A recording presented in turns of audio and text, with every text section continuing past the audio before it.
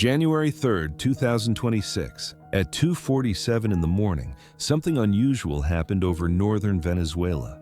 Radar screens went dark, not flickering, not degrading, just gone. No alerts, no warning tones. One moment the sky was visible, the next it was empty. Air defense operators later said it felt wrong immediately. Systems that had survived storms, interference, even past cyber probing simply ceased to exist on their displays.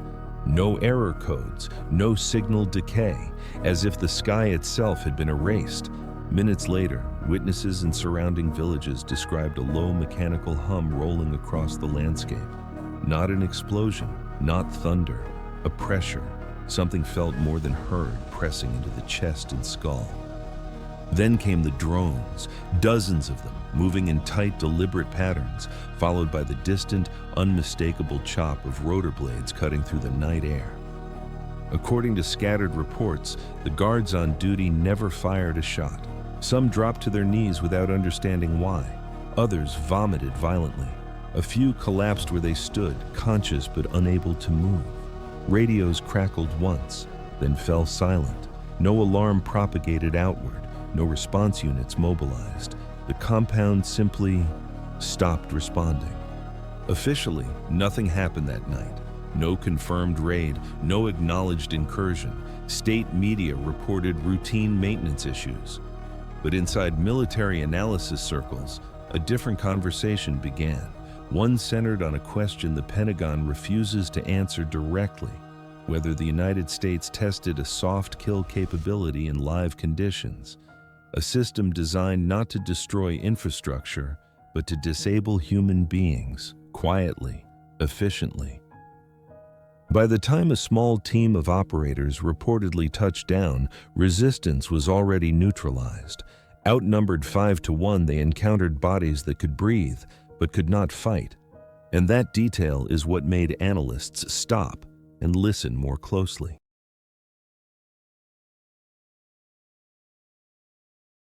Military doctors reviewing secondhand medical reports noticed patterns that didn't align with conventional combat injuries: severe vertigo, total loss of balance, disorientation so extreme it mimicked paralysis, nosebleeds. In a few cases, internal bleeding with no external trauma. There were no blast injuries, no shrapnel, no burns. One explanation began circulating quietly among defense researchers: a high-power microwave system operating through what scientists call the Frey effect. The theory is unsettling in its simplicity. A focused pulse of microwave energy passes directly through the skull, not as sound, but as energy. The water inside brain tissue absorbs it. The temperature change is microscopic, less than 1 degree Celsius. But the expansion is instantaneous. That sudden expansion creates pressure inside the head. The victim hears something that doesn't exist externally. Clicks, buzzing, roaring, generated inside their own nervous system, bypassing the ears entirely. When tuned to the inner ear's resonant frequency, balance collapses. The world tilts, muscles fail to coordinate. At higher intensities, capillaries rupture. The body reacts as if it is under attack, even though no visible weapon is present. Other analysts proposed a different mechanism: weaponized infrasound, low-frequency pressure waves below human hearing, capable of vibrating organs directly. At sufficient intensity, they can induce nausea, pain, panic, and even tissue damage through cavitation. Microscopic bubbles forming and collapsing inside bodily fluids. The effect is overwhelming, not lethal, but incapacitating. No scorch marks, no shell casings, no cratered ground, just people who could not stand, could not aim, could not think clearly enough to resist. For a small assault team, that changes everything. The battlefield becomes silent, compliant, almost empty. And when that happens, force no longer needs to announce itself.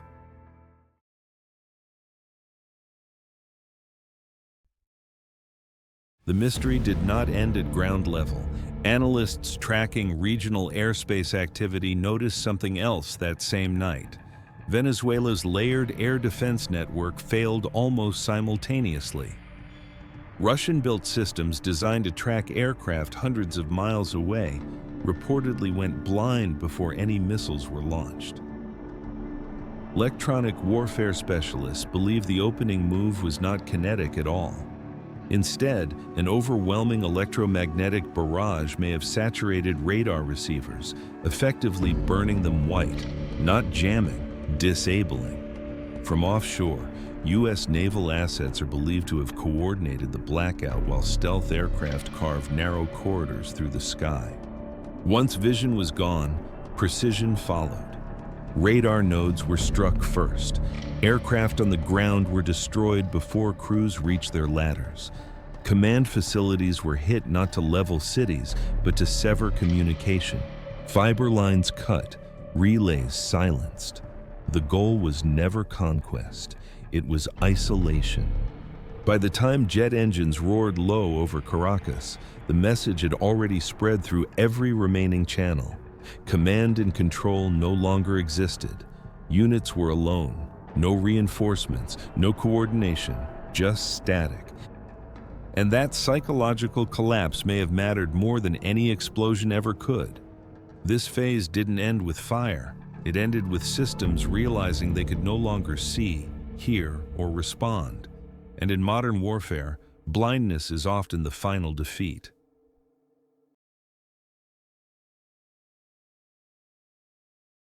All of this leads to the final question: why deploy such precise, overwhelming control for such a brief window of time? According to unverified timelines circulating among intelligence observers, the chaos was never the objective. It was the curtain. While defenses failed and attention surged outward, a quieter mission moved inward, toward a single high-value individual. The theory suggests months of preparation, pattern analysis, surveillance, waiting for a moment when the target was stationary, predictable, exposed. Rehearsals conducted against replicas, intelligence assets positioned close enough to confirm presence in real time. What allegedly followed was not negotiation, not diplomacy. A rapid breach, physical control, immediate extraction. If true, it would represent one of the most audacious covert operations in modern history, not because of scale, but because of restraint. No televised invasion, no declaration, no victory speech, only absence.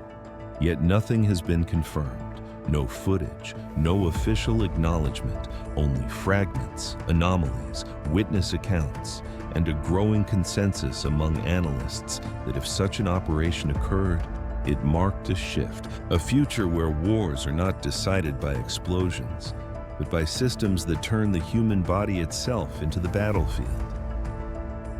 And in that future, the most dangerous weapons are the ones you never hear coming.